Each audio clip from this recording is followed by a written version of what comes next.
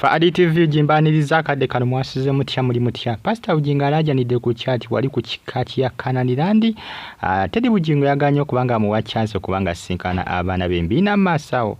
Abantu bagamba nti obudde obusinga nti abumalira ku Kyagulanyi ndi mu kifo ky'okufunisa Suzan Makulu Lubuto mbiina masawo ngena kombe kotuusaako.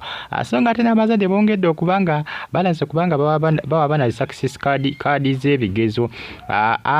Abazadde basaasanya omusimbi abambagamba nti abakazi abasinga bagezako kubanga kugamba beeraga ndowooza olengera olusozi lwa ssente bagiyita Money Tower. Money Tower girengera eggwera b'ensimbi. Kyewuunyisa abasinga beebuuza naye ensimbi bano bazijjawa. Abazadde batandise okuwa abaana ebimuli bya ssente gye bayita Money Tower. Anti success cards omwavu wa kukiraba. Abazadde abasinga beebuuza nti naye abantu bano ssente bazijjawa. Ensimbi ezo nga mpitirivu ate nga bulaga bwa mutwalo lengera gwe lengera ensimbi. Abasinga bagamba nti oba oli awo singa ensimbi zino engeri gye bazigabamu n'okubanga baziragalaga mu public singa ne results we zidda abaana nga bakoze bubi nti nazo singa bazitimba nga bwe batimba ensimbi zino ku social media. Munange omuzadde bw'atu bw'akikoledde omwana we. Success cards atandika tugenda mu November. Tuli mwezi gwa October. Bino bye bisaba bya success cards okwagaliza abayizi ebigezo negwerengera omuzadde kyakoledde omwana wanengato wali iPhone ensimbi amawadde Money Tower ensimbi ezo mpitirivu ziri mbukadde na bukadde. Jukira banka enkulu ya Uganda yavonera ku bazadde abakozesa ensimbi mu bintu bino bwe biti bino okuzizingazinga bino. N'abazadde bagana okubanga bawulira banka yabalabula ne bagamba ati sente balekerawo kubanga bazizingazinga n'okubanga bazikola mu bino ebintu bino bye bayita Money Tower.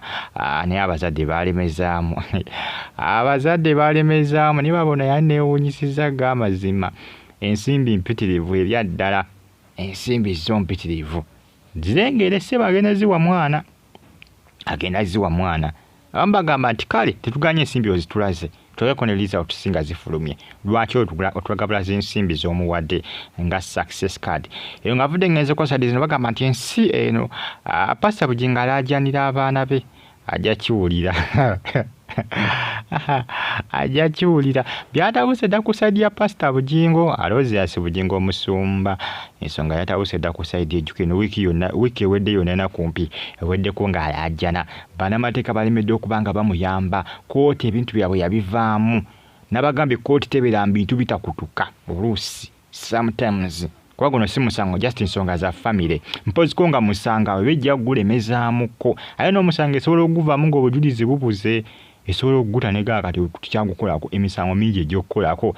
Kati bano ensonga zaabwe balema okuteeseganya. Pastor Bugingo alina kukakkana n'ateeseganya ne Teddy Bugingo. Teddy Bugingo n'amuwa chance laba abaana ne kooti terina kigenda kumukolera. Ebya ddala. Kooti terina kigenda kumukolera kiri awo. Terina kigenda kumukolera ebya ddala.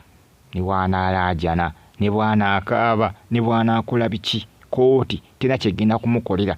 Ate okumanya nga kooti yabivaamu Pastor Bugingo ali mu kulajana. Wasinga kooti ebadde ekyabirimu nga kooti esokubanga ememba okufuna chance yandibadde yafuna dda chance naye kooti yabivaamu we yabibuukamu ebintu byabwe tebikutuka. Nabagamba ensonga tezikutuka kooti eriridde okubanga ezibuukamu. Temula n'ensonga za divorce yaabwe bale mu kubanga bataseganya ku divorce kooti yabivaamu. Kooti tebera mu kitu kitakutuka. Tebera mu nsonga zitakutuka era azibuukamu yazivaamu dda. Divorce bakyali bafumbo bale mu kukanya ku divorce. Pastor Bugingo yali ajagala. Pastor Bugingo ebisinga yaba byagala ne Teddy nga tabyagala. Kati abaana omwana omuto omulenzi Pastor Bugingo gwayagala basinga beebuuza lwaki Makulu atakuzaalira. Makulu akuzaalire. Makulu abaminozo lubuto bambi lwagaana. Olubuto lwagaana kubanga Pastor Bugingo tayinza kubanga ebbanga ly'amazi ne Makulu atafunanga lubuto. Nga tafunanga lubuto. Owai. Munange oboolya mpozi nga bali mu kuteeseganya bali mu kupulaningira family yaabwe. Oboolyawo ate ani amanyi munange.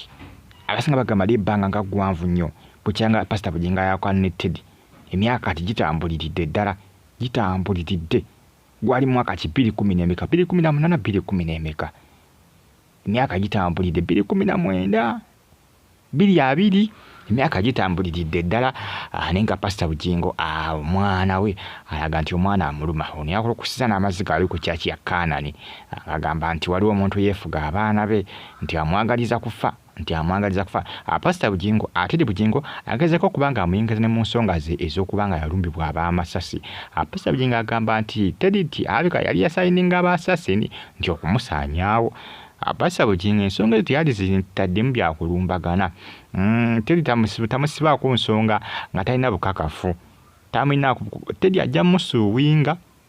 Teddy ajja musuwinga bosco nga nagulira bannamateeka kubanga omuntu okumonna okumwolekako ekintu tubwe ekiti ekyo ekyokuba nti nakwagaliza kufa ne abaasasini abaali bakulumbya batadrivawo nti bwe bali mu nsonga ezo ate oba osusseewo sigamba nti olina obukakafu obulaga nti yali abasindika bakutte Pastor Bugingo yandibadde ebintu bisinga abikontrolinga